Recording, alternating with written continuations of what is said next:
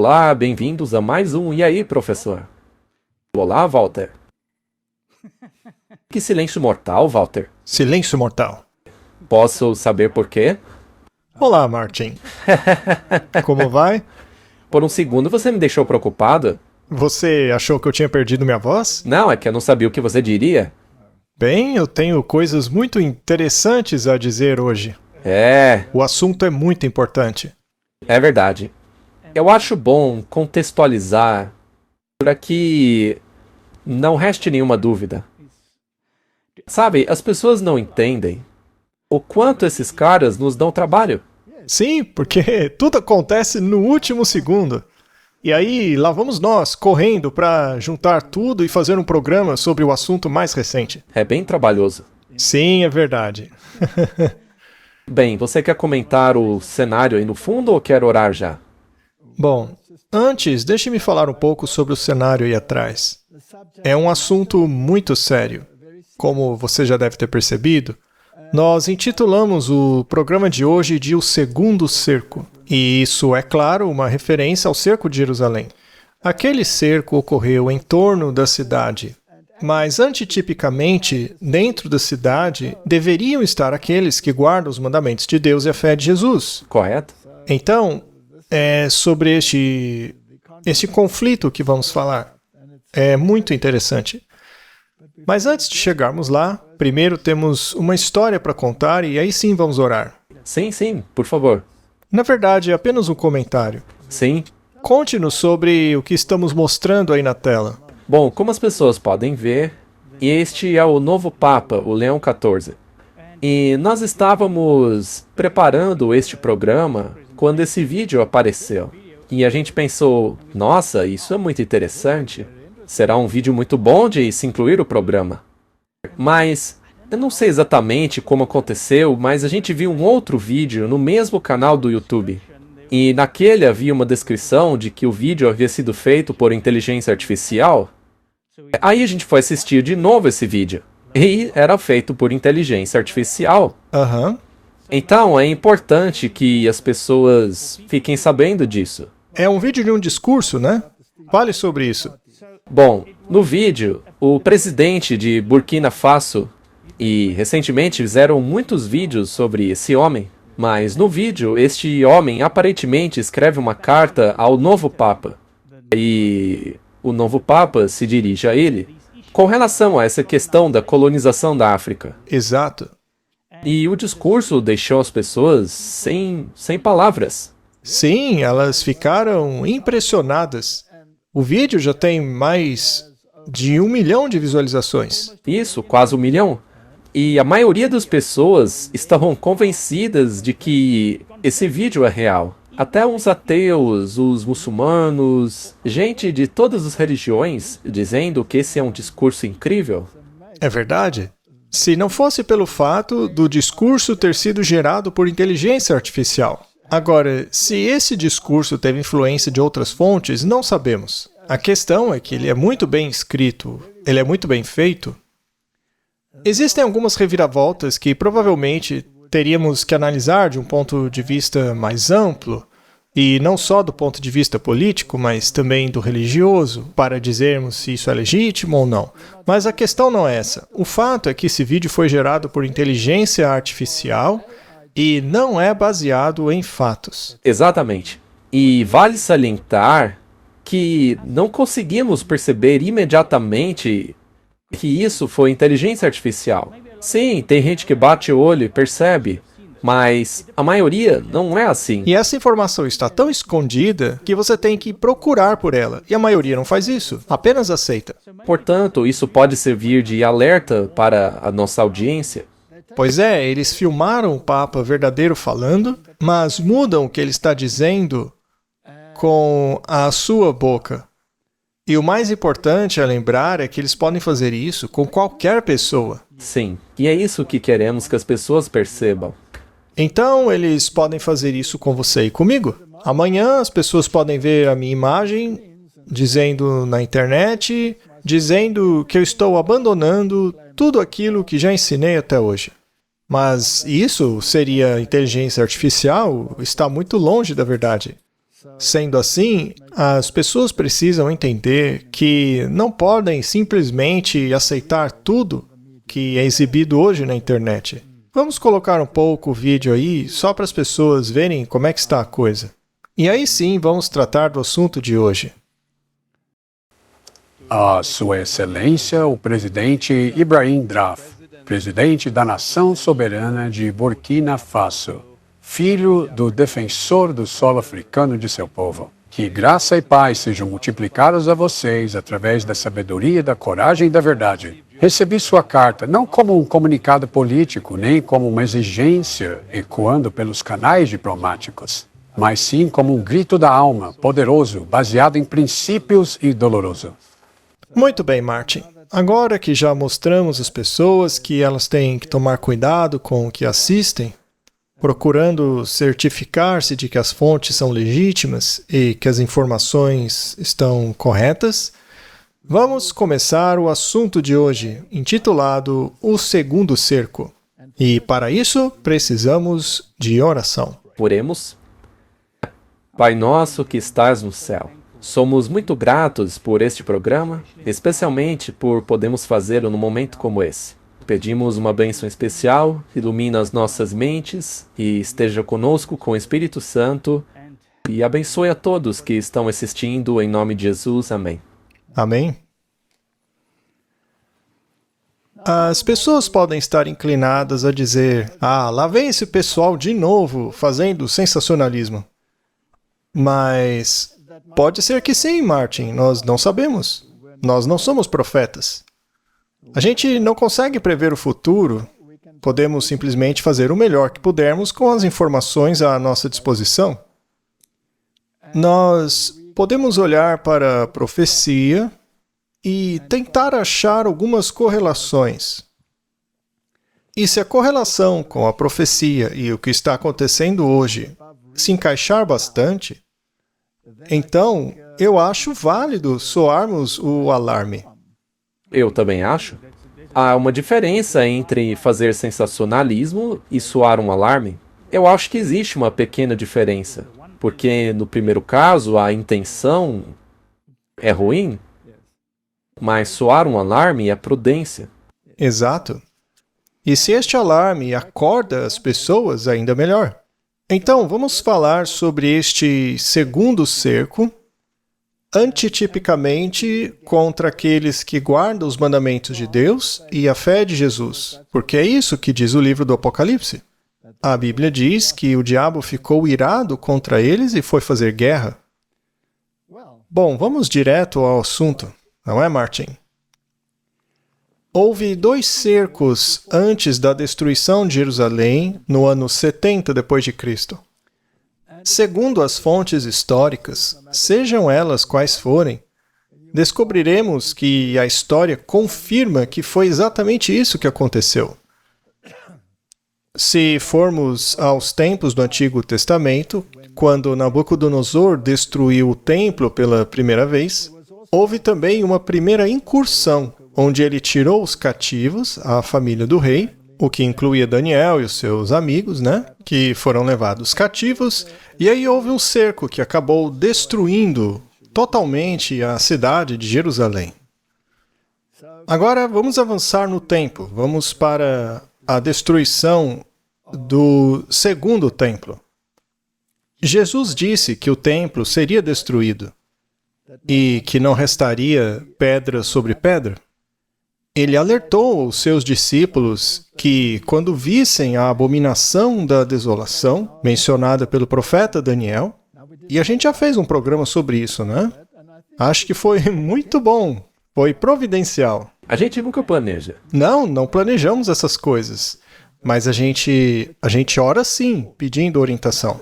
Mas eu acredito que o Espírito Santo impressiona as pessoas a respeito do que deveríamos estar falando. Muito bem, houve 2 cercos. Vamos dar uma olhada nos 2 cercos. Estamos aqui citando o livro O Grande Conflito. E como eu já disse, isso pode ser corroborado por fontes históricas. Então não é algo que estamos tirando da nossa cabeça. Nenhum cristão pereceu na destruição de Jerusalém.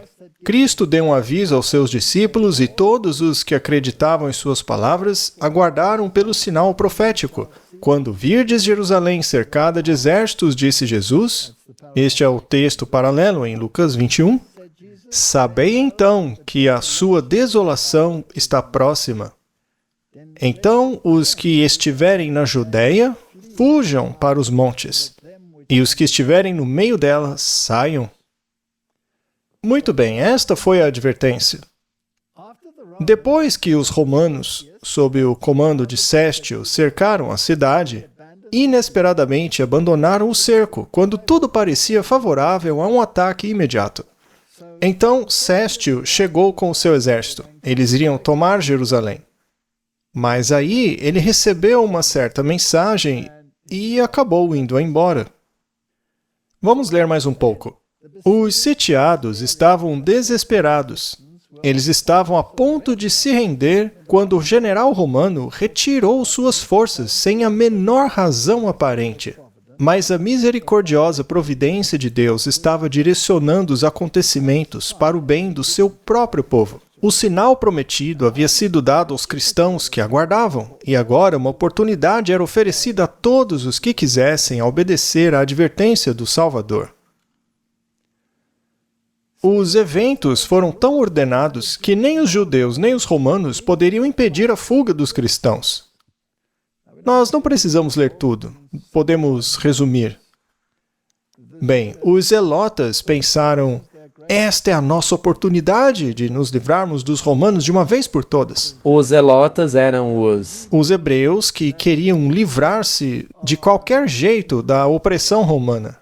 Entendi. Curiosamente, um dos discípulos era zelota também. Sim, lembre-se de que eles tinham essa noção em mente, de que a nação judaica se ergueria para governar o mundo todo. Mas eles estavam sendo governados. Isso não se encaixava na expectativa teológica deles. Então, enquanto o exército do primeiro cerco se retirava, eles atacaram os romanos, destruindo-os pela retaguarda.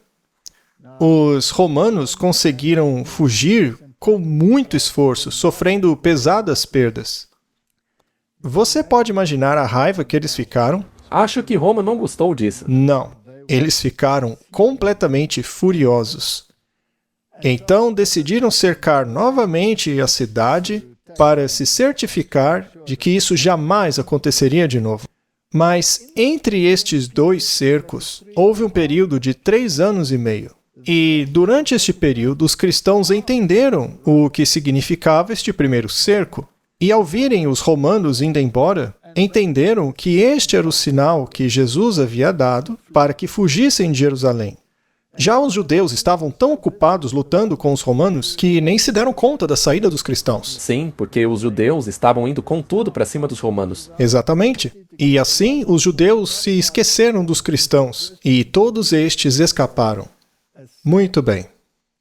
Então, o cerco foi retomado 3 anos e meio depois, sob o comando do general Tito.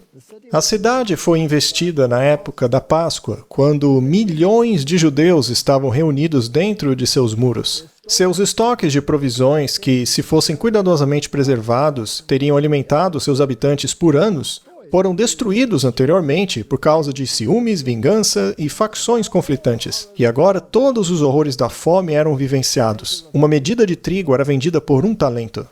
As pessoas estavam com tanta fome, Martin, que roíam os próprios cintos e os seus escudos, porque para eles não havia mais esperança.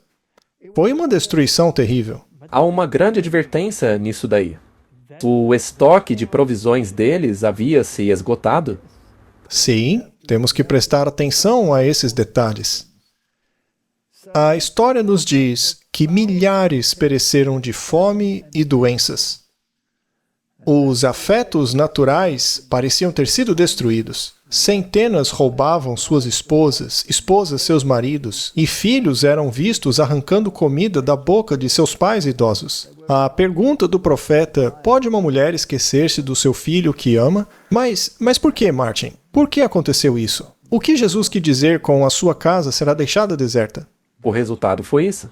Eles rejeitaram a Cristo e ele honrou a escolha deles. Eles não estavam mais sob a sua proteção. Já os cristãos deram ouvidos ao aviso de Jesus e foram embora.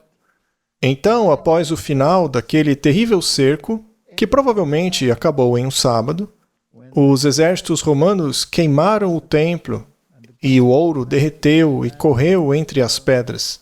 E para ter acesso a esse ouro, o exército começou a tirar todas as pedras do templo. E assim as palavras de Jesus se cumpriram. Não ficará pedra sobre pedra.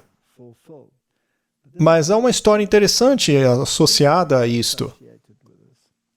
Vejamos o que diz Eusébio. Ele foi o historiador daquela época, o mais próximo daquele período. E ele deu o seguinte relato. Vamos ver. Ele disse que o Israel espiritual foi o Israel que foi salvo dessa destruição. Então, como ele expressa isso? Veja, então a semente espiritual de Abraão fugiu para Pela, do outro lado do Rio Jordão, onde encontraram um lugar seguro de refúgio e poderiam servir ao Senhor e guardar o seu sábado. E este é um ponto muito importante. Por que ele mencionou a semente espiritual? Afinal, hoje temos o dispensacionalismo circulando entre todas as igrejas, que afirma que há uma semente literal, que é Israel literal, e depois a igreja cristã.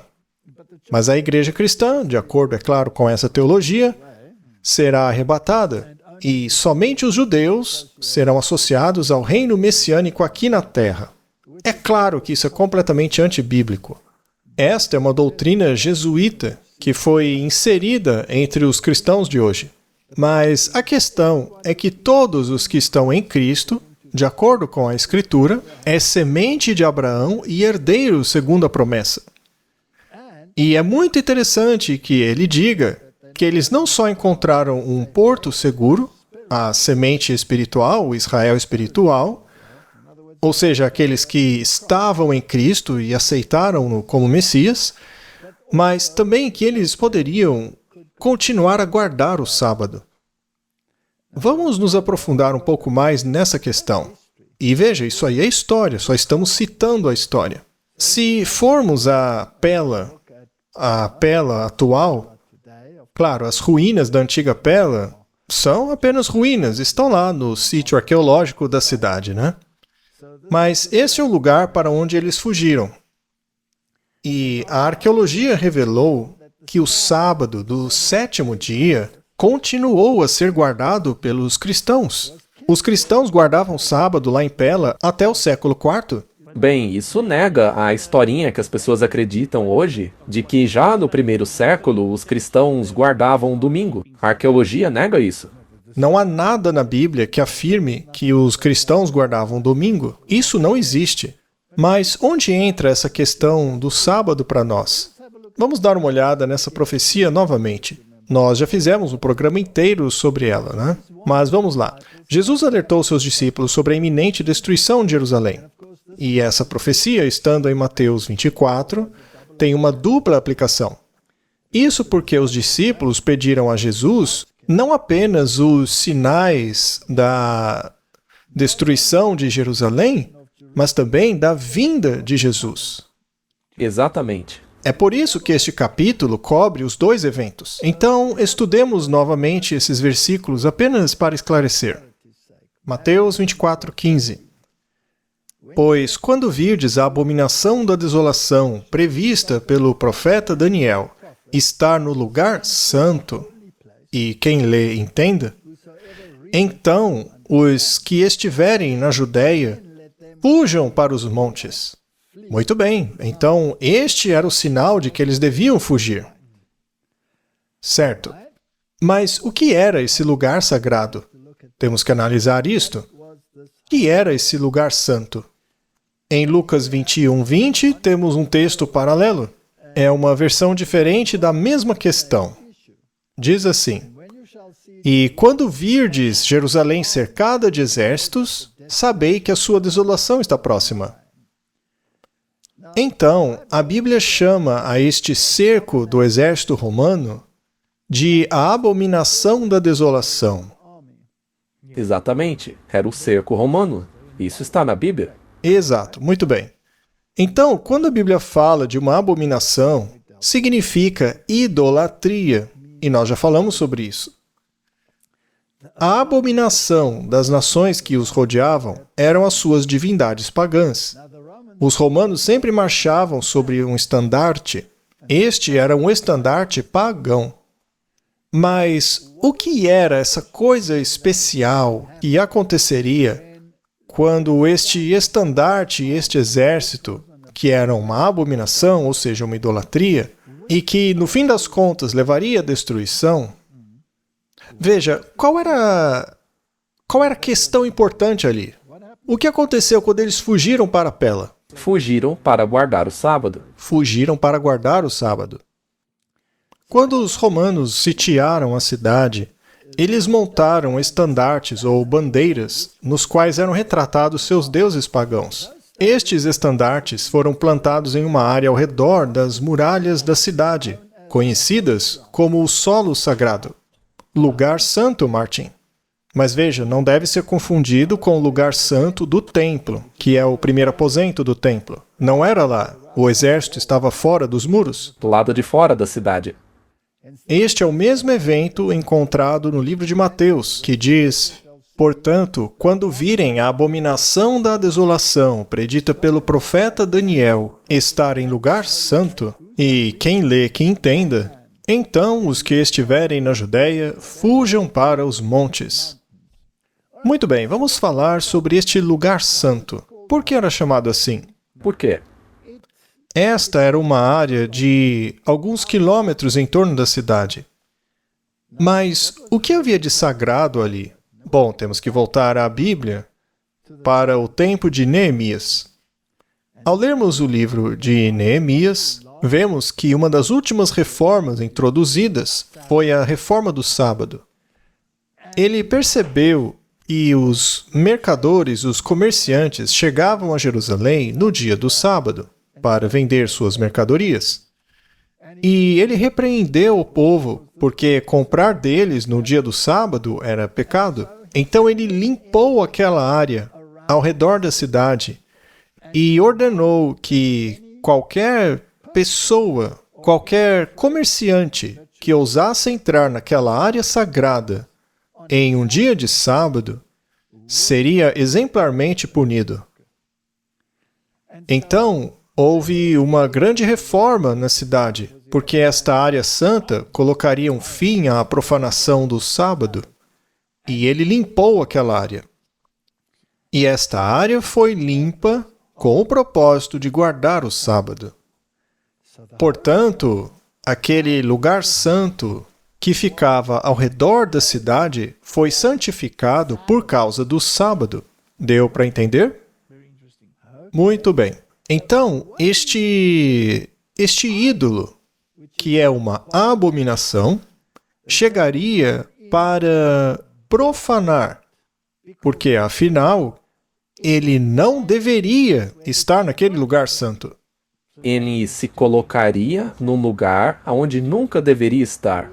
Ele iria fazer o que não deveria ser feito ao redor da cidade de Jerusalém. O que esse ídolo faria? Ele violaria um preceito.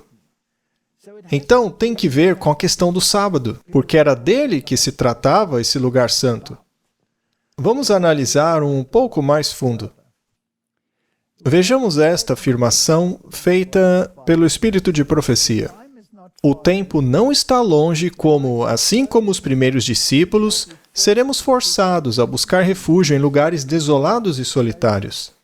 Assim como o cerco de Jerusalém pelos exércitos romanos foi o sinal de fuga para os cristãos judeus, a tomada de poder por parte de nossa nação no decreto impondo o sábado papal será um aviso para nós.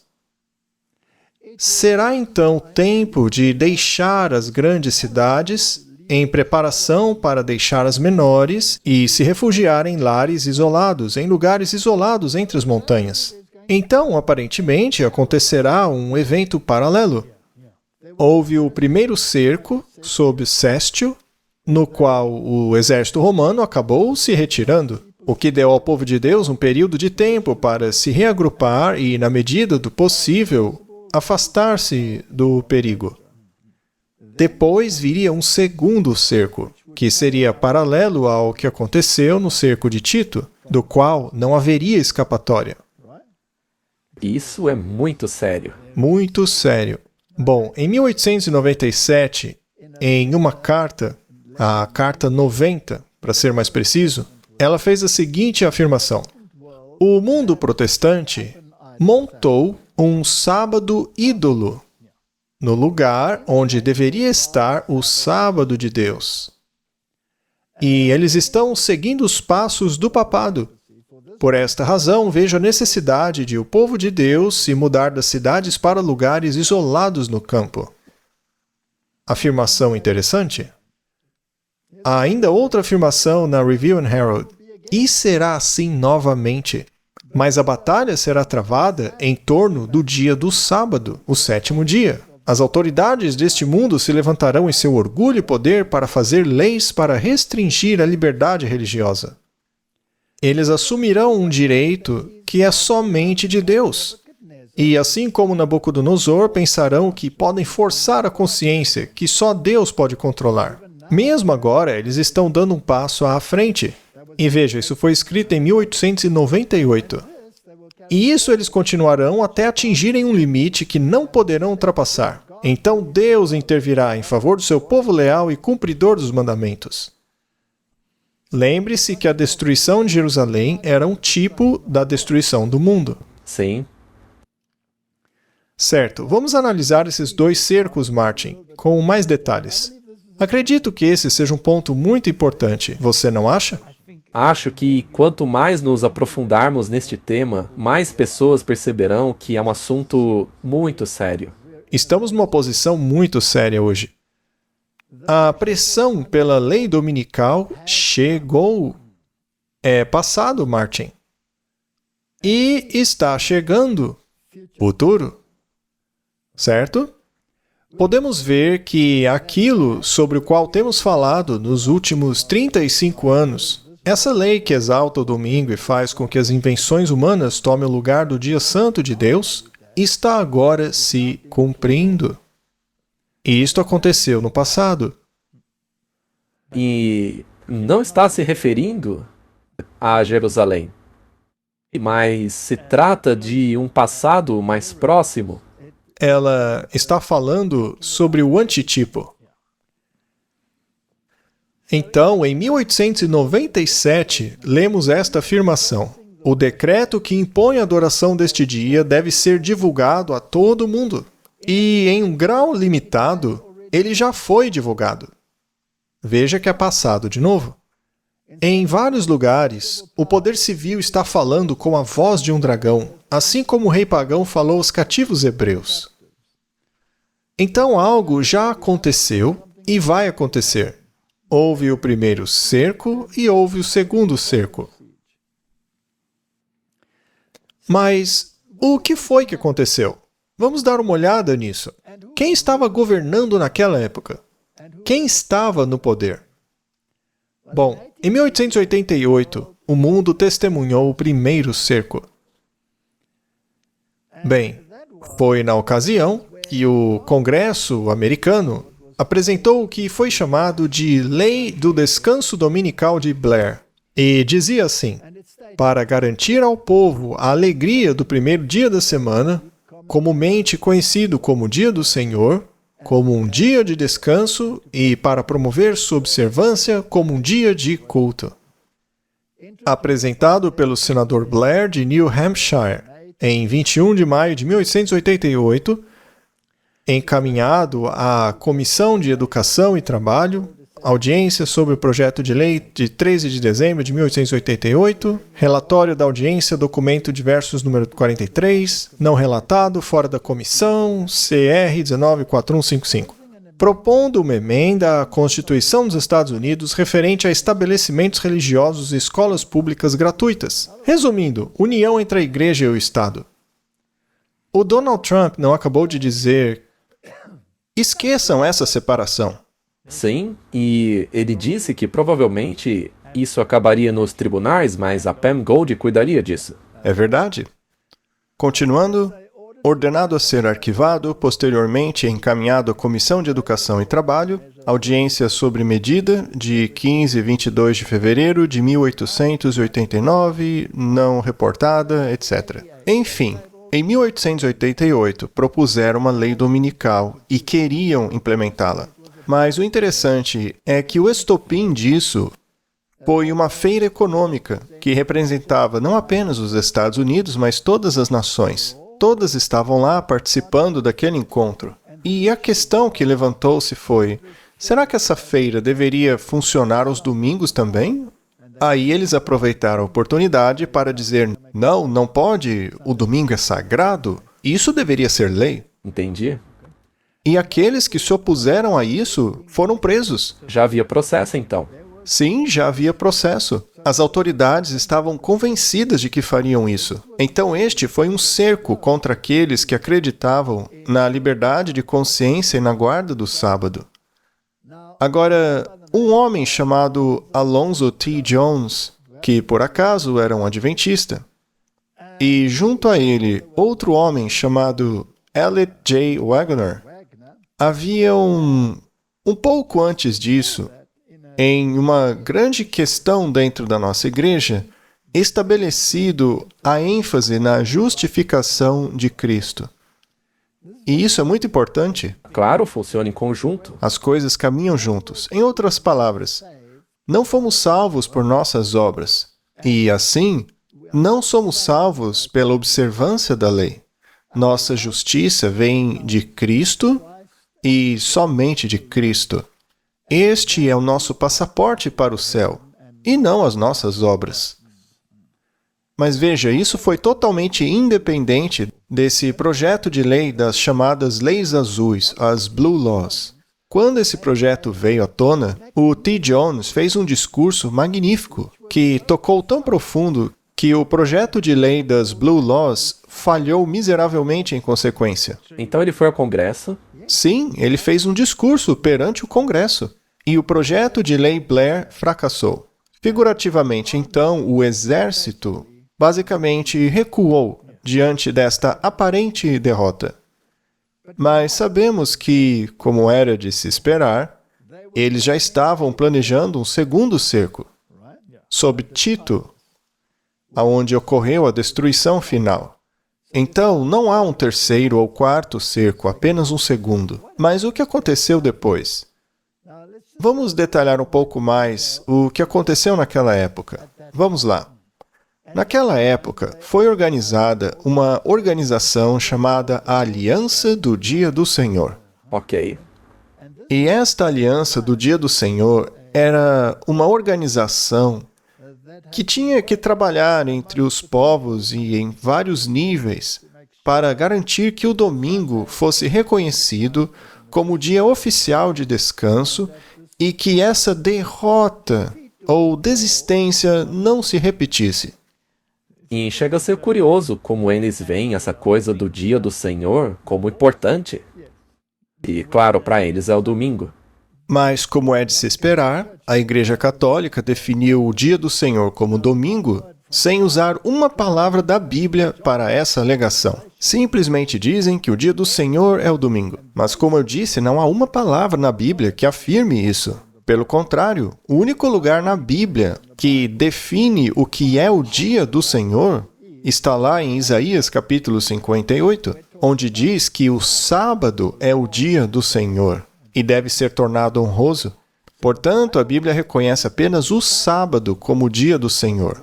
Mas é claro que Roma mudou isso, como sempre. Bom, então eles criaram essa organização para defender o domingo como dia do Senhor. Sim, para trabalhar nos bastidores e nas esferas públicas para garantir que o domingo se torne o dia oficial de descanso. E por lei. Muito bem, Martin. Curiosamente, a Aliança do Dia do Senhor nos Estados Unidos foi criada em 1888. Interessante. Vamos ler. Naquele ano, representantes de 6 grandes denominações protestantes se reuniram em Washington, D.C., para organizar a União Americana do Sábado. Este nome foi posteriormente alterado para a Aliança do Dia do Senhor dos Estados Unidos. A LDA tem sido a única organização nacional cujo único propósito é manter e cultivar o primeiro dia da semana como um tempo para descanso, adoração, educação cristã e renovação espiritual. E isso foi tirado diretamente do site desta aliança. Então, não estamos inventando nada aqui. O ano de 1888 é muito importante. Coincidência interessante? Sim, sempre funciona assim. A história é muito precisa. Mas o diabo sempre tem uma falsificação. Sempre que algo importante acontece, ele vem com uma falsificação. Exato. Vamos voltar às afirmações. Em 1903, lemos no Espírito de Profecia. Chegou o momento em que, conforme Deus abra o caminho, as famílias devem sair das cidades, as crianças devem ser acolhidas no interior, os pais devem obter um lugar tão adequado quanto seus recursos permitam. Bem, isso foi escrito depois do primeiro cerco, que foi em 1888, e visto que foi escrito em 1903, este é o período intermediário no qual você vê isto acontecendo, onde eles querem estabelecer o sábado idolátrico, e como reação a isso, deveríamos tentar nos distanciar das cidades. A Review and Herald, de 1906, traz esta declaração. Devemos mostrar ao mundo que reconhecemos nos eventos que estão ocorrendo agora em conexão com o movimento da Reforma Nacional o cumprimento da profecia. Aquilo que nos últimos 30 ou 40 anos proclamamos que viria, agora está aqui. Como vimos, o mundo estava levantando essa questão. Sim, estava afincando sua bandeira. Curiosamente, não foi só nos Estados Unidos que isso estava acontecendo. Nos Estados Unidos foi mais difícil, porque lá tem uma separação legal entre a igreja e o Estado. Então, teve que ser mais debaixo dos panos. Mas na Europa não foi debaixo dos panos, foi à vista de todos. Então, temos uma aliança do dia do Senhor em muitas, mas muitas frentes. E esta aliança faz uso específico do poder dos sindicatos para alcançar seu objetivo. O capital e o trabalho devem ser a força motriz.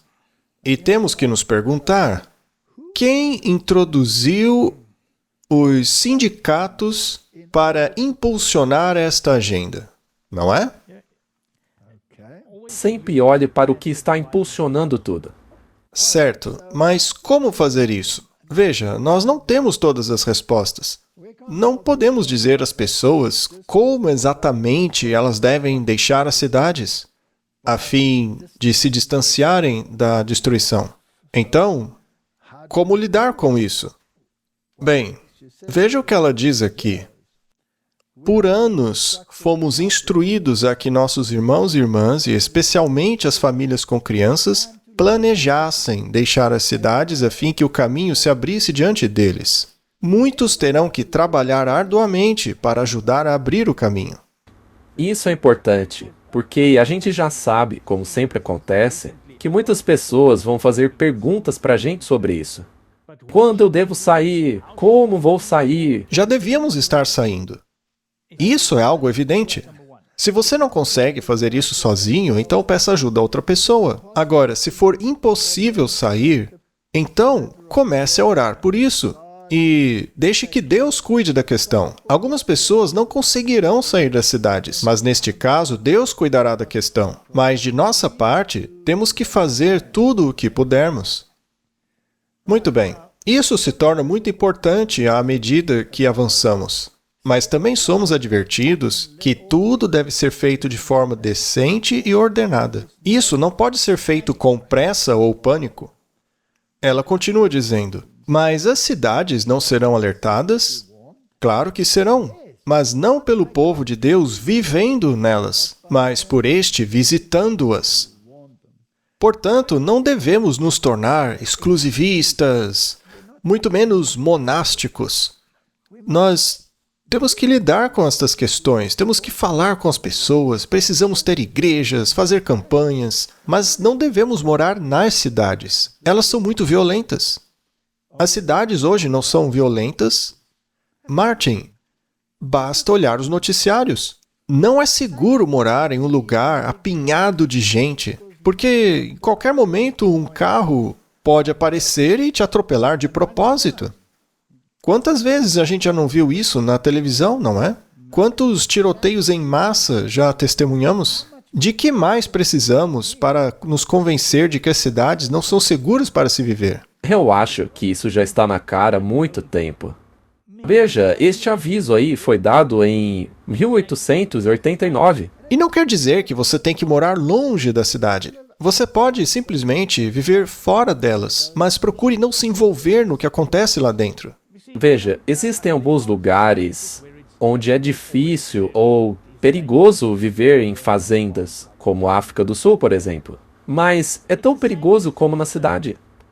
Então, não existe lugar seguro. Não existe lugar seguro. À medida que Deus abre o caminho, então devemos nos reunir, trabalhar juntos, fazer planos. E não procurem a nossa orientação, mas a orientação de Deus. Muito bem. Em breve, haverá tanta luta e confusão nas cidades que aqueles que desejam abandoná-las não poderão. Devemos estar preparados para estas questões. Esta é a luz que me foi dada. E ainda mais importante, não nos esqueçamos desta preciosa promessa da pena da inspiração. Deus ajudará seu povo a encontrar tais lares fora das cidades. Esta é a questão. Agora, muitos vão dizer, mas isso já faz tanto tempo. Ora, Jesus disse que Jerusalém seria destruída lá por volta do ano 30, mas a destruição só ocorreu no ano 70.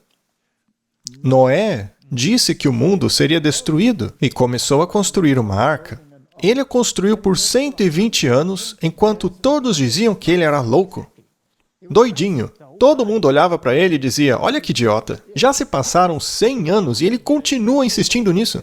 E depois de 120 anos, os animais começaram a entrar na arca. E os cientistas da época disseram, isso é provavelmente um pulso eletromagnético. Ou o sol. Sim, uma tempestade solar influenciou os animais. Não vai dar em nada. Então a arca ficou fechada por 7 dias e, finalmente, era tarde demais. A porta havia se fechado. E também é interessante, Martin, que os eventos envolvendo as irmãs Fox, que foram as primeiras manifestações do espiritismo moderno, ocorreram em 1844. Mas as organizações que promoviam os objetivos do ocultismo foram fundadas em 1888. Em 1888, as sociedades ocultas passam a ensinar que a nova dispensação começou. Aqui nós temos um artigo chamado A Grande Obra, Os Mestres Vindouros, e diz assim: aceitamos o fato que, após o drama nos céus, a nova dispensação, que teve seu início real em 1888, terá atingido seu ápice, assim como a antiga, e que um Salvador, um grande líder, um maior do que qualquer outro antes, nascerá, e possivelmente já nasceu. Já tivemos muitos desses caras aí. Hoje mesmo existe um no Oriente Médio que afirma ser o Messias dos muçulmanos, dos judeus e dos cristãos. E há muitas pessoas se aglomerando em volta dele. Isso para mim é incompreensível. Porque Jesus foi muito claro ao dizer, quando ouvirem dizendo aqui e por ali que o Messias chegou, não deem ouvidos, porque a sua volta será como relâmpago, visível do Oriente até o Ocidente. Mas a data é interessante. Então, em 1888, tivemos o primeiro cerco. Agora, o que aconteceu também em 1888? Houve um reavivamento mundial.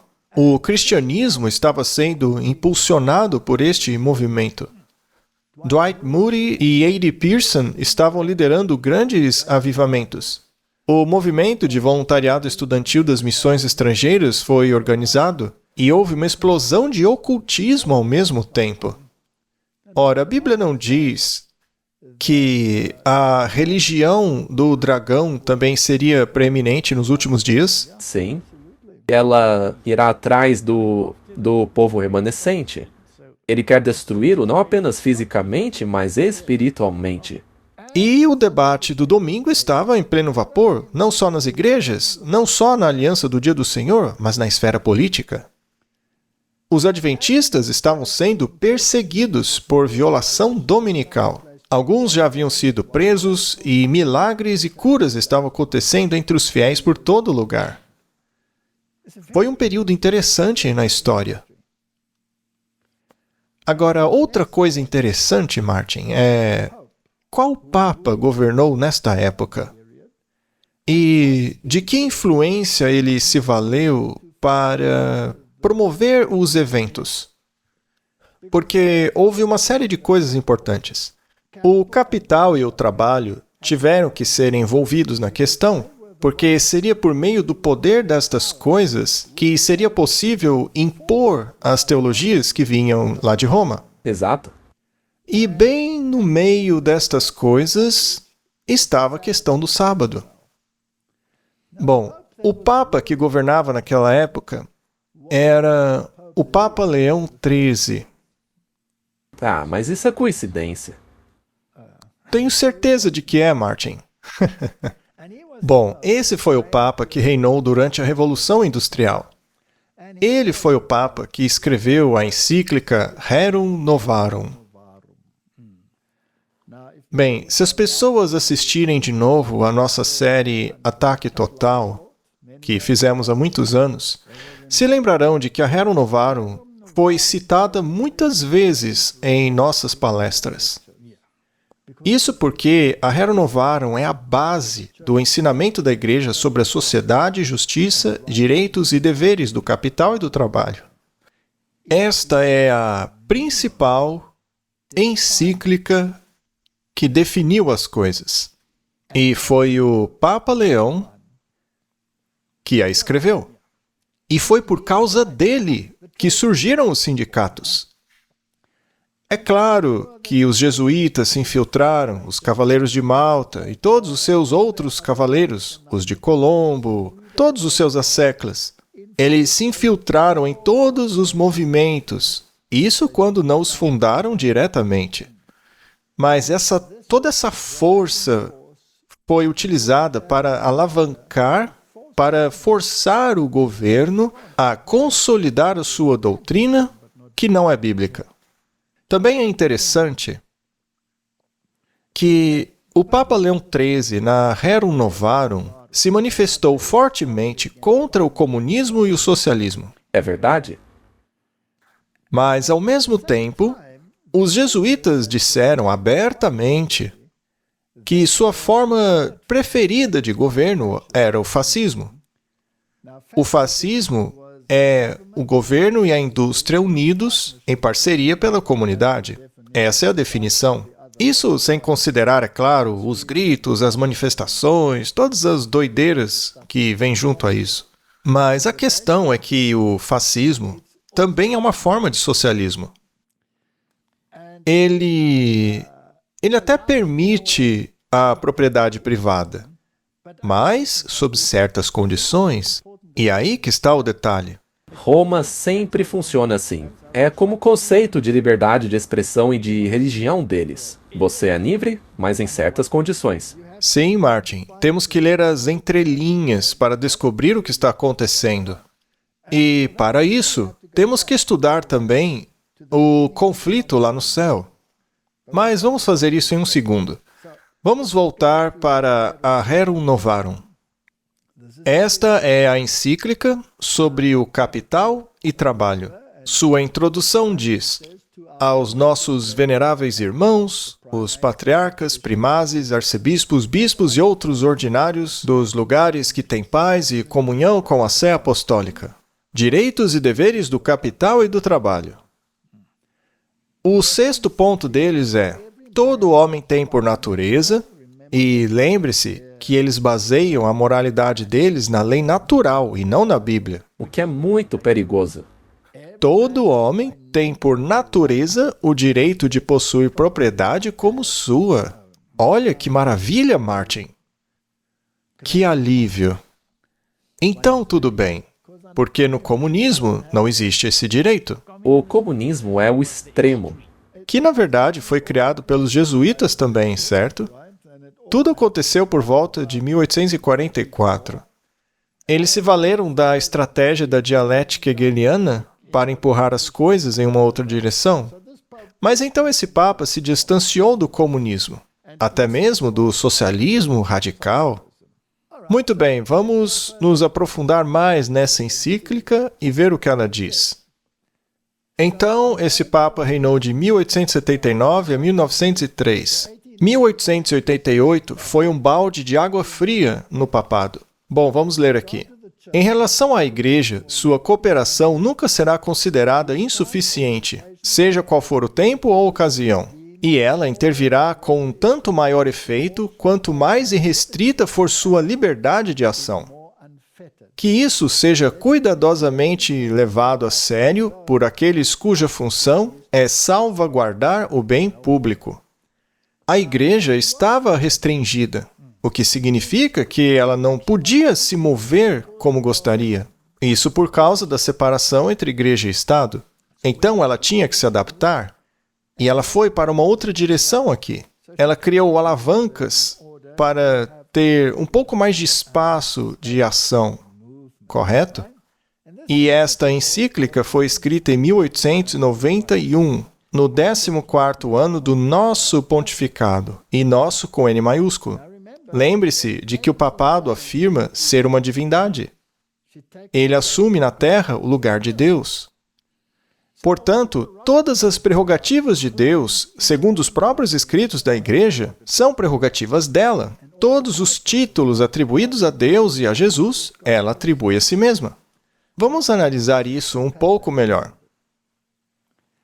Quando Deus criou a humanidade, Ele disse: Eu vou dar a vocês a vida eterna, contanto que obedeçam os meus mandamentos. Sim. Esta foi a condição. Se você quebrar esta condição, se não quiser fazer parte dela, então vou pegar de volta aquilo que te dei, e vocês deixarão de existir. No dia em que você comer do fruto, certamente morrerá. Deus, ao criar o homem, o colocou em um jardim. Deus plantou esse jardim para quem? Para o homem. Para o homem, o lugar mais lindo que se pode imaginar. Eu vou te dar isso, disse ele. Este será o seu lar. Você será feliz aqui, sob uma condição: que obedeça os meus mandamentos e a minha palavra. Se não quiser, eu pego tudo de volta. Ou seja, você deixa de existir. Alguns acham que nisso Deus estaria matando a pessoa. Mas isso não é verdade. Deus não mata ninguém. É a pessoa que escolhe. A única coisa que Deus faz é dizer: ok, eu estou entendendo que você não quer a vida, então vou pegá-la de volta. Mas alguns dizem: não, isso não é justo, eu quero a vida, mas para fazer o que eu quiser. Mas Deus foi justo desde o início. É uma condição. É um acordo. Eu não sei como as pessoas podem dizer que isso é injusto. Se vocês me amam, guardem meus mandamentos. Agora, se você diz que me ama, mas não guarda os meus mandamentos, então você é um mentiroso. E a verdade não está em você. Isso é bíblico. Sim, é bíblico. Aí chega o diabo e diz: não, não, não. Eu te darei uma vida maravilhosa. Mas perceba que ele não diz que vai te dar a vida eterna. É verdade, ele te promete coisas aqui. Então a definição dele de ser salvo, que é a mesma definição dos jesuítas, é viver uma vida muito boa aqui nesta terra. Isso é ridículo, porque é muito curta essa vida.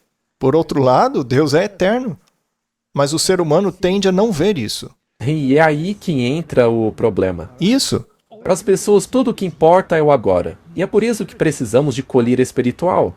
Muito bem. Então o diabo diz: eu vou te dar uma vida muito boa nesta terra, mas sob a minha condição. E a questão vai ainda mais longe. Deus diz que tudo é dele. E ele dará a quem ele quiser. Todo o gado, toda a terra, tudo é meu. Mas aí Roma diz, não, é meu. Segundo a Bíblia, o dragão deu ao papado seu trono, poder e autoridade. Sabemos que o dragão é o diabo. Quando ele tentou Jesus, ele não o levou ao pináculo e disse, tudo isso te darei? Sim, Com isso, ele não está alegando ser o dono de tudo. sim. Ele acha que é o dono. Se ele não acreditasse ser o dono de tudo, não teria oferecido a Cristo. Mas tem uma condição. Temos que adorá-lo. E essa mesma condição se aplica hoje.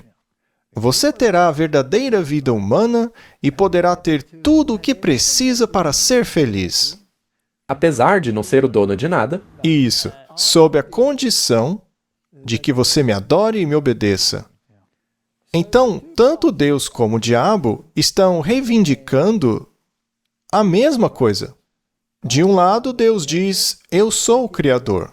Eu te dou a vida sob a minha condição. E assim você será dono de suas coisas para sempre. Por outro lado, o diabo diz, eu sou o dono de tudo. Tudo pertence a mim. E caso você não me adore e obedeça, você não terá nada. O que acontecia àqueles que rejeitavam o catolicismo na Idade Média? perdiam tudo. Perdiam tudo. Se você não aceitasse a autoridade papal, você ia para a tortura para que mudasse de ideia. E se não o fizesse, era queimado na fogueira. Você era punido como um herege. Muito bem, vamos analisar isso com muito cuidado. Pode demorar um pouco, mas é muito importante estudarmos isso porque estamos caminhando para o segundo cerco. No artigo 22, ou melhor, ponto 22 da Rerum Novarum, o Papa Leão XIII cita Tomás de Aquino. Tomás de Aquino é o santo católico citado não apenas pelo Papa Leão, mas por todos os papas subsequentes e os anteriores.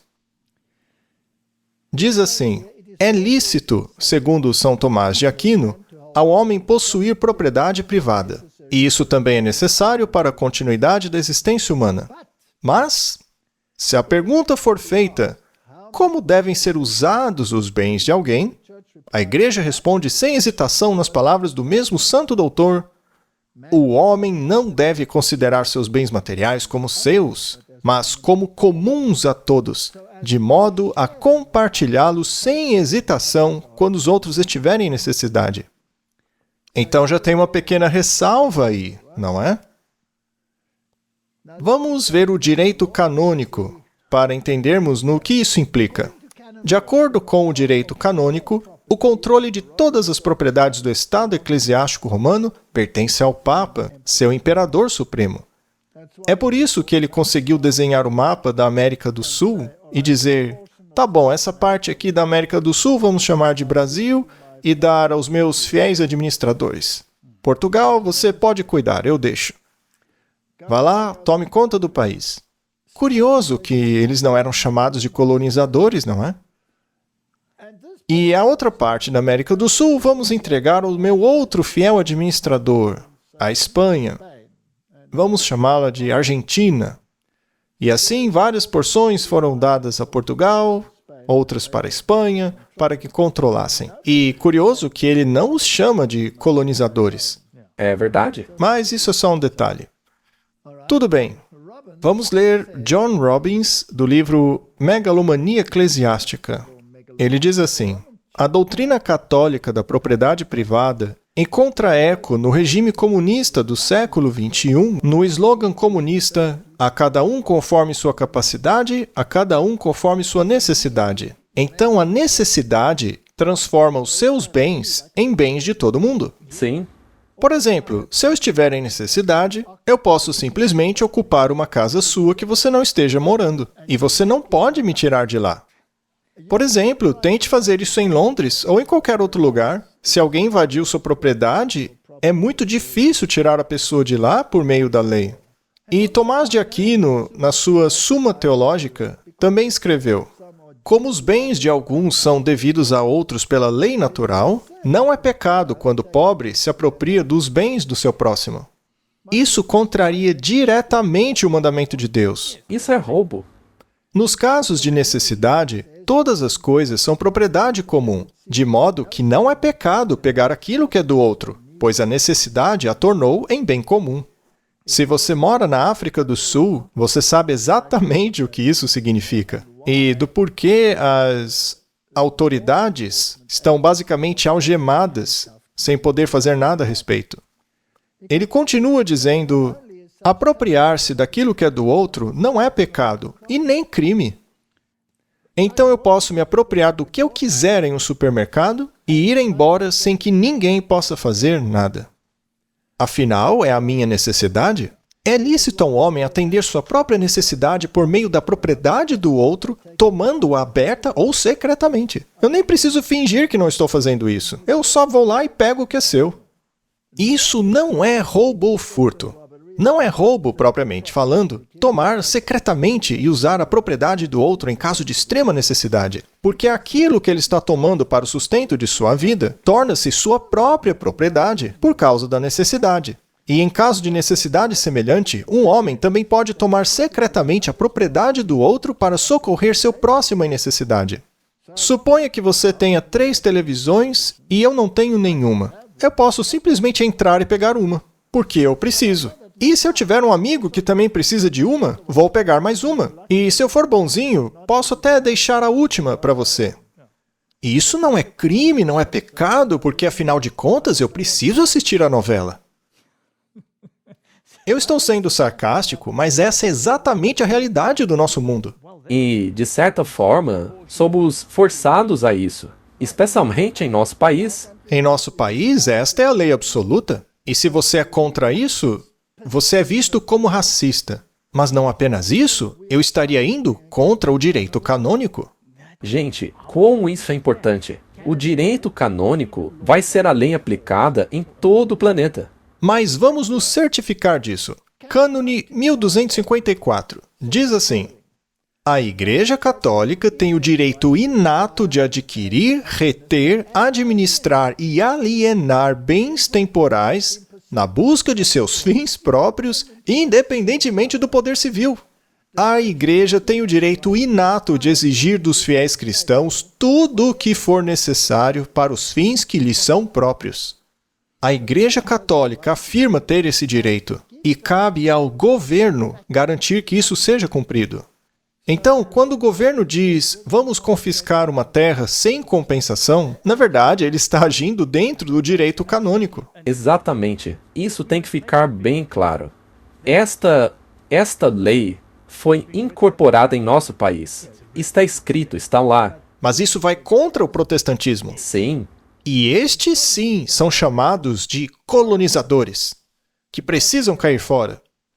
Isso é muito interessante. Vamos continuar esse estudo. Então vamos recapitular.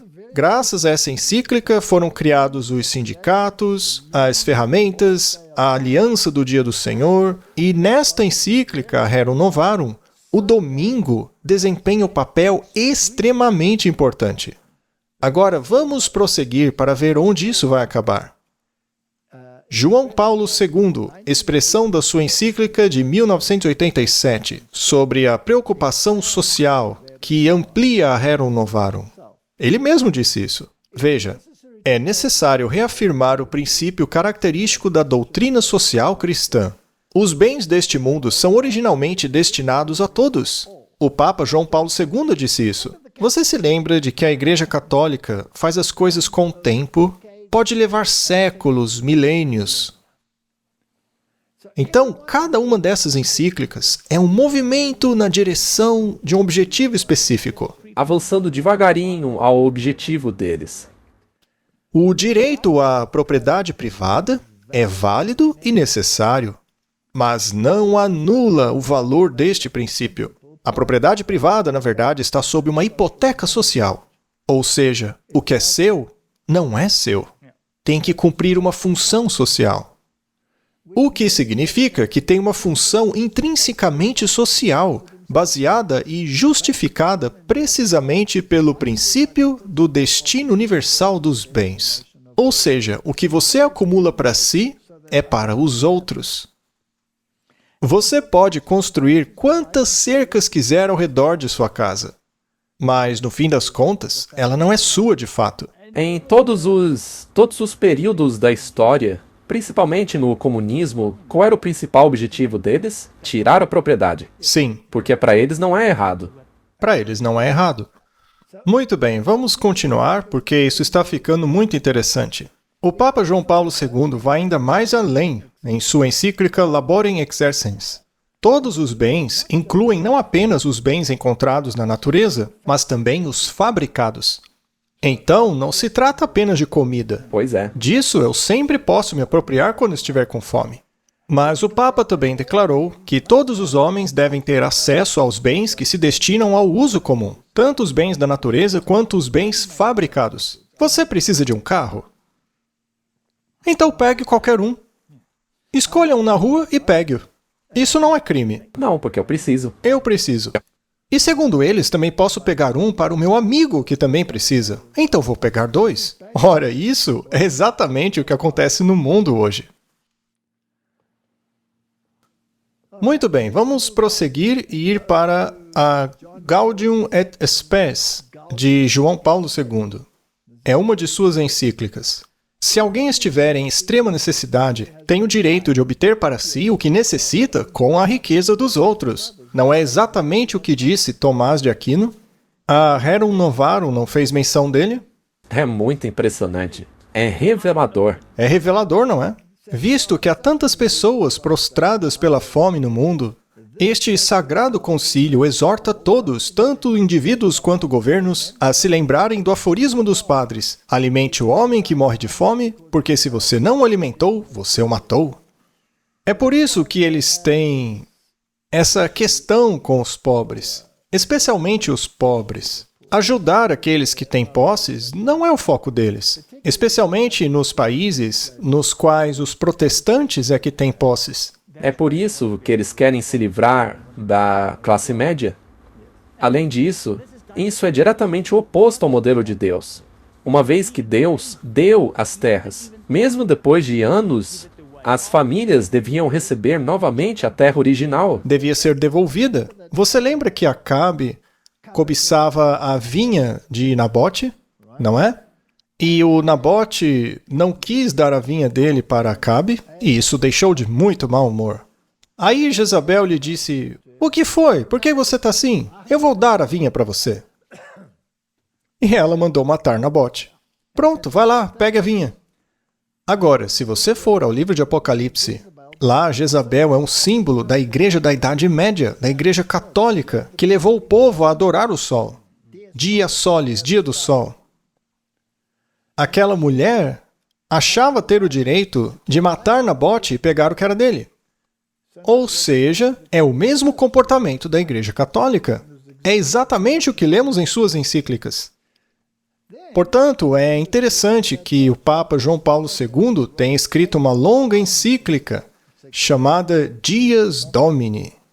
Todas as encíclicas papais tratam da importância do domingo e do porquê isso deveria se tornar lei. Eu vou ler apenas uma pequena parte desta encíclica. Diz assim: finalmente, não deve ser esquecido que, mesmo nos nossos dias, o trabalho é muito opressivo para muitas pessoas, seja por causa da condição de trabalho miserável ou das longas horas de trabalho, especialmente nas regiões mais pobres do mundo, ou pela persistência em sociedades economicamente mais desenvolvidas de muitos casos de injustiça e de exploração de homem para homem. Quando, ao longo dos séculos, ela, a Igreja Católica, quando ela fez leis sobre o descanso dominical, a Igreja tinha em mente, acima de tudo, o trabalho dos servos e trabalhadores. Martin, a verdade é que ela não está nem aí para eles. Ela acha que é dona de tudo mesmo. Certamente, não porque esse trabalho fosse menos digno de comparação com as exigências espirituais da observância do domingo, mas sim porque necessitava de maior regulamentação para aliviar seu fardo e assim permitir que todos guardassem o dia do Senhor Santo. Agora veja só o que ele diz. Nesse sentido, meu predecessor, o Papa Leão XIII, em sua encíclica Rerum Novarum, falou do descanso dominical como um direito do trabalhador que o Estado deve garantir. Portanto, a Rerum Novarum, que trata do capital e do trabalho, é sobre a sacralidade do domingo. O Papa João Paulo II aborda essa questão, e todos os outros papas também, a fim de avançar essa questão, e ninguém percebe isso. Mas é natural que ninguém se oponha a isso, porque no fim das contas, todo mundo já está aguardando o domingo. Sim, já compraram a ideia. Agora veja o ponto 67 da encíclica. Portanto, também nas circunstâncias particulares de nossa época, os cristãos naturalmente se esforçarão para garantir que a legislação civil respeite o seu dever de guardar o domingo. Ele não está pedindo uma lei dominical. Sim, Ele quer a regulamentação do domingo. ele mesmo disse. Não foi o Donald Trump que se curvou e ajoelhou diante de uma imagem do João Paulo II? Sim, dentro do santuário, aquela grande igreja que foi construída para um... Como um protestante pode fazer isso? Então, Martin, este é o ponto. Certo. Agora vamos nos aprofundar ainda mais. Ele então consolidou isso no Catecismo da Igreja Católica. Diz o artigo 2188, com respeito à liberdade religiosa e ao bem comum de todos, até mesmo o destino dos bens, os cristãos devem buscar o reconhecimento dos domingos e dias santos das igrejas como feriados legais. Está no catequismo. Não dá para tirar. É por isso que tem tanto feriado católico no mundo. São os dias santos. Santos. A maioria deles não tem o menor sentido. Ainda assim os chamam de sagrados. Agora, veja mais esta declaração feita por ele. Está no Detroit News, de 1998, onde o Papa João Paulo II disse: a pessoa que viola a santidade do domingo deve ser punida como herege. Como puniam os hereges na Idade Média? Com a morte. Com um decreto de morte. Então, segundo ele, essas pessoas devem morrer. Sim, os hereges eram excomungados e mortos. Não é exatamente o que a Bíblia diz que vai acontecer? Martin, de novo, não estamos inventando isso. Claro que não, a gente só está colocando à luz o que eles escondem. Exato. Veja, por exemplo, o Papa Francisco, o Papa liberal. Ele escreveu a Laudato Si e disse o seguinte: no domingo, nossa participação na Eucaristia tem importância especial. O domingo, assim como o sábado judaico, deve ser um dia que cura nossos relacionamentos com Deus, com nós mesmos, com os outros e com o mundo. A lei do descanso semanal proibia o trabalho no sétimo dia, para que o seu boi e seu jumento possam descansar. Será que estamos falando do mesmo dia aqui? Bom, com certeza ele está chamando domingo de sábado. Bem, como já disse, o Papa Leão foi o responsável pelo início dos sindicatos, certo? O Papa Francisco foi o responsável por introduzir a questão climática. Isso. Igrejas Unidas pelo Domingo do Clima. Agora eles têm outro braço para impulsionar a sua agenda. Tem que ver com a adoração. Os cultos têm que ter foco no clima. Também tem que ver com comprometimento, ações de longo prazo para reduzir a emissão de gases. Temos que falar sobre o assunto e precisamos de um domingo climático. Portanto, é dessa maneira que todas essas organizações estão trabalhando. É muito evidente. É apenas mais uma desculpa em meio a todas as outras pelas quais deveríamos estar guardando o domingo. E ter um braço secular ao invés de apenas um braço religioso. Sim, porque agora eles podem atrair mais pessoas. Aqueles que não são religiosos. Os ateus, por exemplo. É um plano muito engenhoso. Vamos resumir então, Martin. Em 1888, houve um esforço conjunto para criar uma legislação dominical. E isso aconteceu por meio de uma convenção comercial. Capital e trabalho foi o tema da encíclica escrita pelo Papa Leão XIII, chamada Rerum Novarum. Houve um primeiro cerco, uma tentativa de colocar um falso sábado no lugar santo que circunda Jerusalém espiritual, um lugar que foi dedicado a manter o sábado de Deus sagrado. Então havia um exército naquele lugar, colocando a sua bandeira pagã, uma abominação, em lugar de outra coisa real, que é o sábado, o dia de Deus. E isso é bíblico. Isso foi em 1888. E, ao mesmo tempo, o Espiritismo foi formalizado. E os papas subsequentes utilizaram a Rerum Novarum como base para sua doutrina, desenvolvendo-a ainda mais por meio da questão climática para salientar a importância de se guardar o domingo. Agora, no entanto, o Papa morreu. O Papa Francisco. A questão é, quem seria o próximo Papa? Que nome ele adotaria? Bom, já sabemos quem foi eleito o próximo Papa. O nome dele é Leão XIV.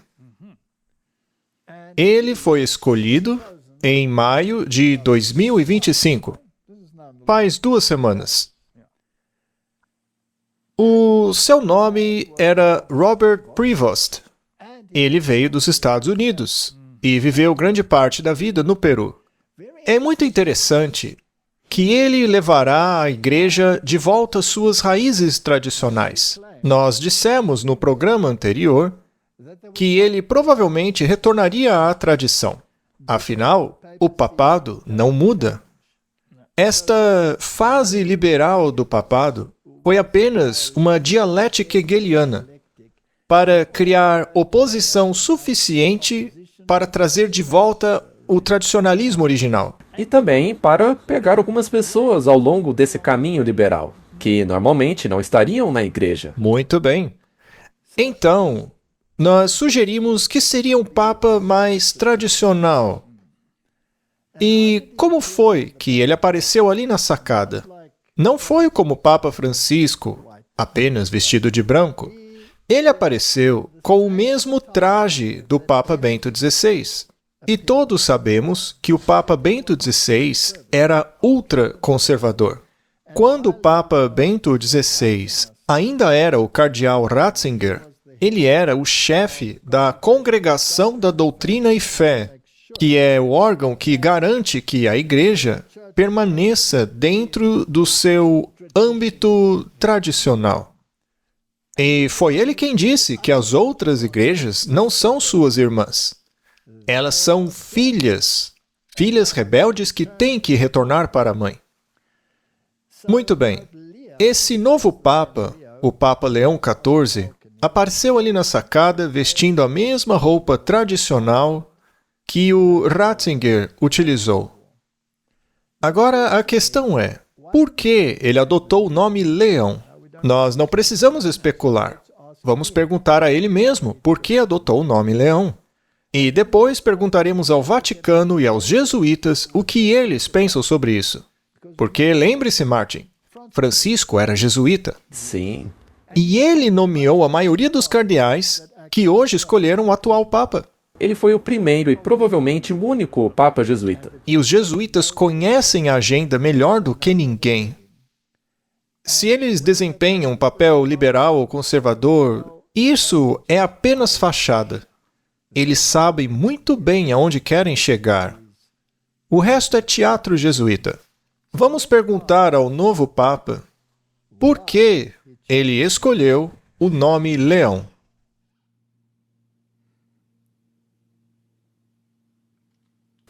Eu escolhi levar o nome de Leão XIV.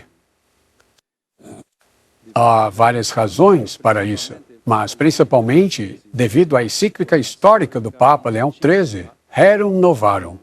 Por meio dela, ele abordou a questão social no contexto da primeira grande revolução industrial. E hoje a Igreja oferece a todos o tesouro de sua doutrina social em resposta a uma outra revolução industrial e ao desenvolvimento da inteligência artificial, que coloca novos desafios para a defesa da dignidade humana, justiça e trabalho. Não é fascinante, Martin? Ele escolheu o nome Papa Leão XIV justamente por causa da agenda da encíclica Rerum Novarum. A Rerum Novarum, quando escrita pelo Leão XIII, se deu na primeira Revolução Industrial, e agora temos uma nova Revolução Industrial que ameaça a humanidade com a inteligência artificial. Lembre-se do videozinho que mostramos no início. Mas, além disso, existem todos esses robôs e coisas tomando o lugar da humanidade. Então, precisamos de um salvador. O trabalho deve ser garantido ao trabalhador e não à inteligência artificial. E muitos estão preocupados em como colocarão comida na mesa se a inteligência artificial assumir o controle. Então, é necessário que os sindicatos se envolvam nessa questão. E a mentalidade que conduzirá esses sindicatos será a Rerum Novarum, que, por sua vez, pede um decreto dominical. Então, Martin, se o Papa Leão XIII foi o Papa do primeiro cerco, seria este o Papa do segundo cerco, com o mesmo nome e objetivo? Eu não vejo outra explicação. Olha, biblicamente parece correto e até óbvio. Durante a sua posse, ele conduziu a igreja de volta à liturgia mais tradicional, não foi? Os tradicionalistas ficaram todos felizes. Mesmo na primeira missa que ele conduziu, ele não a fez metade em latim? Sim, ele conduziu metade dela em latim. Não foi inteira, mas foi um passo nesta direção. Além disso, o papado foi dedicado a Maria, logo no primeiro dia. Isso é muito significativo. Vamos dar uma olhada bem rápida na posse dele, onde, é claro, ele recebeu o Anel do Pescador, que é exclusivo do Papa. É feito especialmente para o Papa reinante. E se ele morrer, esse anel é destruído e outro será feito. Ele é o selo papal.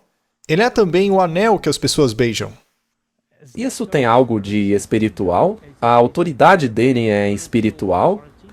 Com certeza, é um símbolo de sua autoridade. Vamos dar uma olhada na posse dele.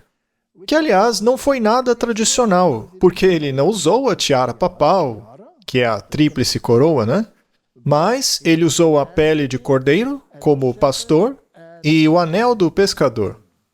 O Papa Leão XIV foi empossado com uma cerimônia em Roma no fim de semana, em que reuniu líderes globais para marcar a ocasião memorável. A nomeação do Papa Leão XIV marca um retorno às raízes da Igreja Católica. O novo Papa confirmou em reunião com o corpo diplomático do Vaticano que a família é fundada na união estável entre homem e mulher. Esta posição está muito longe da bênção do antigo Papa à comunidade LGBTQIA+, o que está preocupando muito os católicos liberais. Você viu que eles disseram que ele levará a igreja de volta à tradição.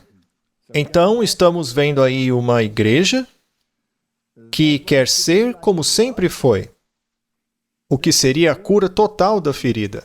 Eu li um comentário nos contrapondo, porque dissemos que a ferida foi curada quando Mussolini devolveu os Estados Papais em 1929.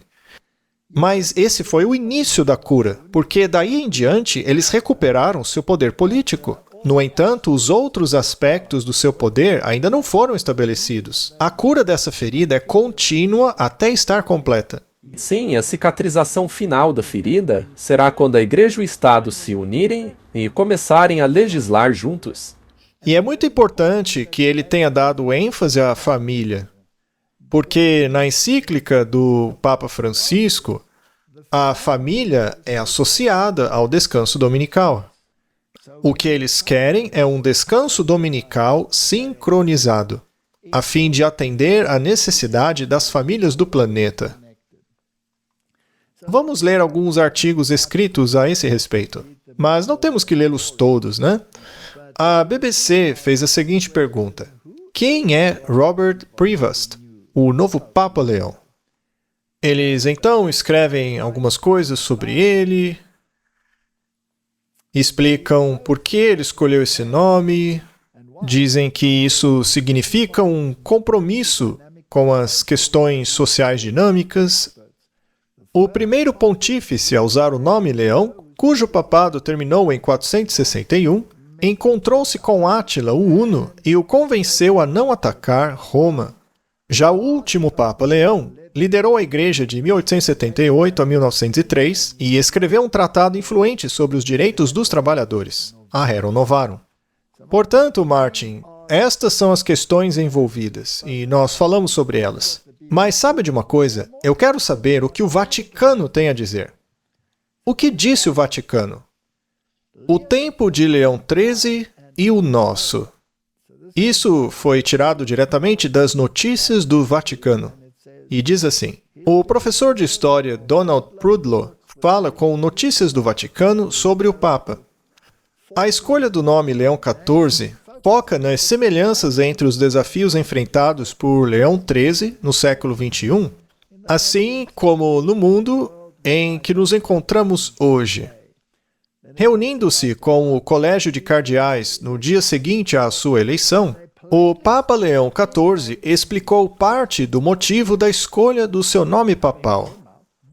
Há diferentes razões para isso, disse ele antes de explicar que escolheu o nome Leão, principalmente porque o Papa Leão XIII, em sua histórica encíclica Rerum Novarum, abordou a questão social no contexto da primeira grande revolução industrial. Em nossos dias, continuou ele, a Igreja oferece a todos o tesouro de sua doutrina social. Eles também têm outro tesouro que tira as pessoas da prisão, não é, Martin? Ou melhor, do purgatório.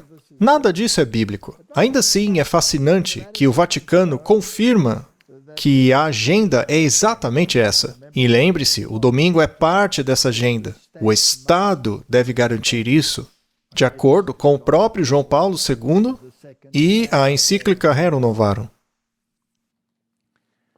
Mais uma vez, eles reiteram que foi por causa da Rerum Novarum que o nome foi escolhido. Essa encíclica é em defesa da dignidade humana, da justiça e do trabalho.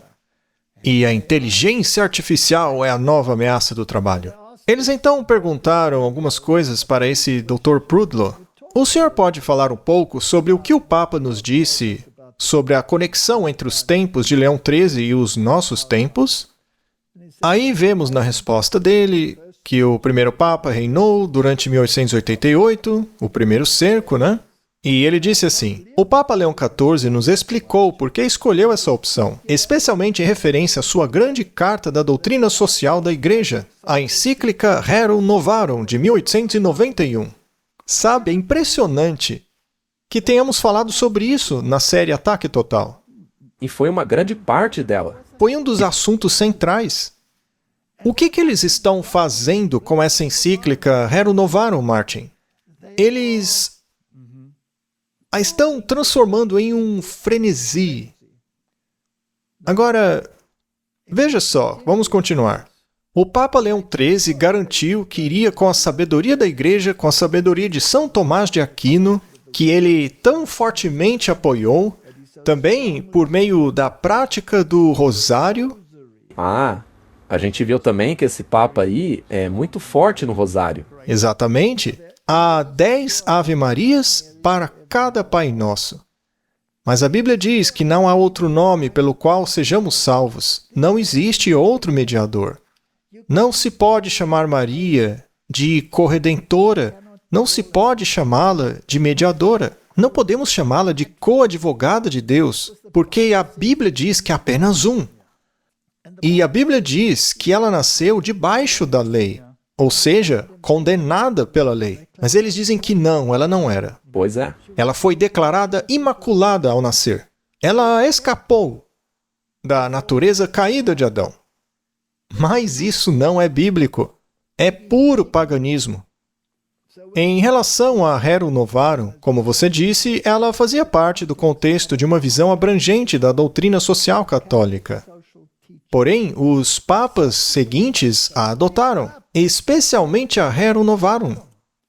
E aí ele menciona o Papa Pio, depois o Papa Paulo VI, depois o João Paulo II, depois o Bento XVI, todos eles. Então, Martin, isso aí vem se acumulando, se desenvolvendo vagarosamente, como um relógio. Não importa se o Papa é liberal, conservador, é como a política, não importa quem vença. Só estão desempenhando um papel. E então eles dizem, Martin, que agora realmente fecharam o ciclo. E esse é o Vaticano falando. Eu quero salientar o que eles disseram. Estamos fechando o ciclo. Martin, todos sabemos que quando você completa um círculo, você volta para onde começou. Aí você completa o ciclo. Por acaso o Papa Leão XIII não começou o movimento dominical? Sim, Ele não escreveu isso em sua encíclica? claramente. Ele não formou os sindicatos e toda a sua doutrina social? E houve uma tentativa de se introduzir uma legislação dominical e organizar o capital e o trabalho de acordo com os ideais dele? Sim, Agora, fechando o círculo, chegamos no início de novo. Não estamos no segundo cerco? não consigo ver de outra forma. Martin, você sabia que depois do segundo cerco vem a destruição do mundo? É claro, Porque uma bandeira pagã será erguida no lugar santo onde não deveria estar. É uma abominação que causará desolação. E veremos isso com o avanço do exército romano. ouviremos o estrondo das carruagens romanas. Exatamente. Outra coisa muito importante é que, ao virem isto, os cristãos da igreja primitiva fugiram. Antes do segundo cerco. Então temos uma janela muito curta. Muito bem, Martin. Eu sempre quero saber o que dizem os jesuítas, especialmente sobre estas questões. Vamos então ao porta-voz oficial dos jesuítas nos Estados Unidos. Vamos ver o que a revista deles nos diz. A importância do nome. Por que o Papa escolheu o nome Leão XIV? Bem, Martin, ele está falando sobre o direito dos trabalhadores, do Papa Leão XIII. E um dos direitos dos trabalhadores era o domingo, que, segundo eles, o Estado deve garantir. Eles também falam sobre a encíclica Rerum Novarum. Então, veja, todos os jesuítas estão a bordo nesta mesma agenda. A agenda nunca mudou. Então, eles seguem falando da encíclica Rerum Novarum, falam também das outras encíclicas que foram feitas nos anos seguintes, a 40º ano, Mater et Magistra, Pacem in Terris, todas tratando das mesmas questões. Até a Laudato Si e a Fratelli Tutti. Que fala da importância do domingo. Não importa se é um papa liberal ou conservador. A agenda sempre continuou a mesma. Tudo serve o mesmo fim. E é interessante, esta é apenas mais uma evidência de que Roma não muda. Roma não muda. Bom, no último episódio, falamos sobre o projeto 2025. E a Sky News mostrou que cada ponto escrito lá no projeto 2025 está sendo implementado pelo governo Trump, por meio de ordens executivas. Ou seja, essas coisas nem passaram por processos de votação. E aí eles perguntaram, o que vem a seguir? Eles dizem, uma questão que ainda não foi abordada é o foco na família. Bem, o Papa atual disse que esta seria a sua questão. É disso que trata Rerum Novarum e especialmente, como você disse, a Laudato Si. É tudo sobre família. Eles querem restaurar a família americana. O Papa atual não disse que a família consiste de homem e mulher e que essa é a unidade da família? E não foi o que o Trump disse. Então, o que é necessário para fortalecer a família? Precisamos de um tempo sincronizado juntos, um decreto dominical. Até mesmo o sonho americano, como você mencionou, está enraizado na família, que é a proprietária de um imóvel. Mas sob uma condição social, né? A casa da família não é realmente dela. Vamos ouvir então o que os jesuítas têm a dizer. Esse é um artigo de Brett McLaughlin, que tem as letras SJ logo atrás dele, que significa Sociedade de Jesus, ou seja, é um jesuíta. Ele diz, resgatando o sábado. A observância do domingo como um direito humano universal e cooperativismo cívico. Ele então escreve um longo artigo, no qual não entraremos em detalhes, mas aqui ele diz que o modelo de cooperativismo entre religião e Estado permitiria uma legislação civil para proteger o sábado. Infelizmente, ora, isso é tão infeliz para os jesuítas, né? Infelizmente, os modelos de separação ou acomodação predominaram nos Estados Unidos desde a Declaração dos Direitos. Que peninha, separaram a Igreja do Estado. Contudo, felizmente, os regimes cooperacionistas, como o da Alemanha, reconhecem o bem comum universal presente na legislação religiosa. O modelo cooperativista, que coopera com quem, Martin? Com Roma? Está presente na maioria dos países europeus. Ele preserva prontamente a democracia. Então não há problema algum com esses regimes. A tradição judaico-cristã pode ser a fonte da defesa das leis de fechamento dominical, mas o descanso semanal da economia serve a todos os cidadãos. Eles querem um decreto dominical? Com certeza. E ele também diz no artigo, obrigado aos cristãos por estarem fazendo isso por nós. Também obrigado, Donald Trump, por acabar com a separação entre a igreja e o Estado. Martin, estamos vivendo no segundo cerco. Eu acredito que sim. Eu já ouço o estrondo do exército romano. Acredito que o tempo está próximo, quando o ciclo estará fechado, quando o primeiro cerco encontrará o segundo cerco. Martin, será que em breve iremos para casa? Isso seria incrível. Para mansões preparadas pelo próprio Deus para nós. Se, é claro, guardarmos os mandamentos e tivermos a bandeira da fé em Jesus, ao invés da bandeira do paganismo. Lá eles não poderão tomar a sua propriedade. Vamos nos certificar. Sabe, porque as pessoas vão dizer, vocês estão forçando essa metáfora aí. Não. Veja, em 2003, Roma lançou um desafio, no qual afirmou o seguinte: a maioria dos cristãos presume que o domingo é o dia de culto aprovado pela Bíblia.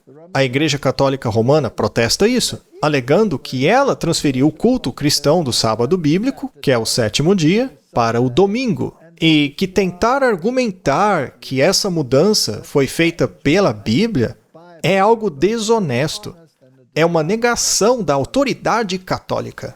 Se o protestantismo quiser basear seus ensinamentos somente na Bíblia, deve adorar no sábado. Não sou eu dizendo, são eles.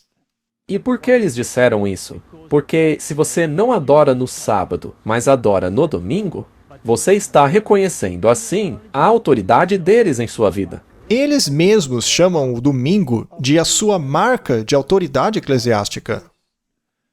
Martin, o lugar santo, foi estabelecido em Jerusalém para preservar a santidade do sábado. Quando virmos o exército chegando, o exército de Roma, e ao olharmos para a política no momento atual, a Suprema Corte é tudo de Roma. São todos católicos, os protestantes estão apenas se curvando diante do trono do César. Então o exército romano colocará a sua bandeira, seu falso sábado, sua abominação, no lugar do verdadeiro sábado de Deus, em um lugar onde não deveria estar, diz a Bíblia. Mas quando fizerem isso, Deus intervirá. Só que o povo de Deus já deve ter saído dali. Então o mundo será arrasado pelo derramamento da ira de Deus, por meio das 7 pragas. O que você acabou de mencionar não é apenas físico. Não, é espiritual. Temos que sair da Babilônia mentalmente. Temos que fugir da Babilônia mentalmente, fugir de suas práticas idólatras, para que, mesmo que alguns estejam presos na cidade, ainda estejam sob a proteção de Deus. Portanto, vamos ler o que diz o profeta Isaías. Não temas, porque não serás envergonhado nem confundido. Não serás envergonhado, porque te esquecerás da vergonha da tua juventude, e não te lembrarás mais do opróbrio da tua viuvez. Deus vai lidar com isso. E Jeremias vai direto ao ponto, no capítulo 46, versículo 27. Mas tu não temas, servo meu Jacó, nem te espantes, ó Israel, porque eis que eu te salvarei de longe, e a tua descendência da terra do teu cativeiro.